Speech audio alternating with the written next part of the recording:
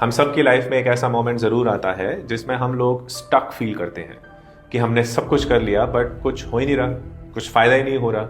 हर एक चीज़ हमने ट्राई कर ली बट कुछ भी नहीं हमको मिल रहा, कुछ भी हासिल नहीं हो पा रहा। सो इसी चीज़ से डील करने के लिए मैं तुम्हें एक स्टोरी बताता हूँ and the name of the story is the bamboo tree story.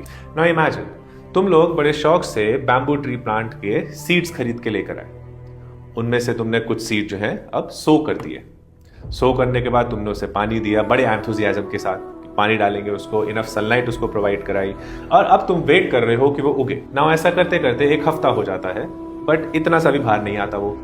एक महीना हो गया फिर भी बाहर नहीं आया। एक साल हो जाता है, वो 1 इंच तो क्या 1 सेंटीमीटर भी बाहर नहीं आता ना। आप अभी अपने आप को थोड़ा साइड में रखो बट आपके फैमिली मेंबर्स, रिलेटिव्स सब यही बोलने लग जाएंगे कि क्या फायदा इस पे इतना टाइम वेस्ट करने का।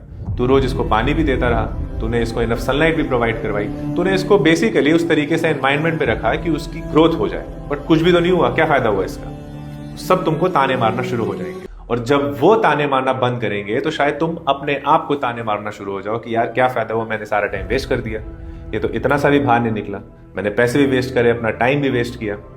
बट मान लो कि उसी सिचुएशन में तुम ये ठान लेते हो कि नहीं, चाहे कुछ भी हो जाए, कि मैं जिस डेडिकेशन से इसको डे 1 में वाटर करता था उसी डेडिकेशन से वो एक्शंस अभी भी कंटिन्यू रखूंगा। तो आप उसको फिर भी पानी देते रहते हो। वो साल जो है 2 साल में बदलते हैं, 3 साल में बदलते हैं। ऐसे करते करते 5 साल तक आप उसको पानी, वही नरिशमेंट, सनलाइट वगैरह सब कुछ प्रोवाइड करते रहते हो। अब होता क्या है कि 5 साल तक वो बीज जमीन से 1 इंच भी बाहर नहीं आता। बट आफ्टर 5 years, अब इसको ध्यान से सुनना, after 5 years with in 42 days वो सीड उसमें 90 फीट तक ग्रो करता है। 90 फीट। उन 5 सालों में वो सीड जमीन में अपनी पकड़ बना रहा था।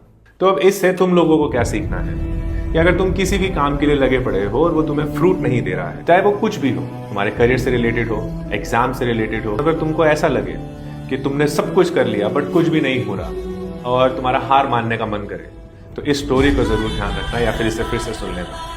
बिकॉज हम सब की लाइफ में एक ना एक ऐसा बैम्बू ट्री जरूर होता है।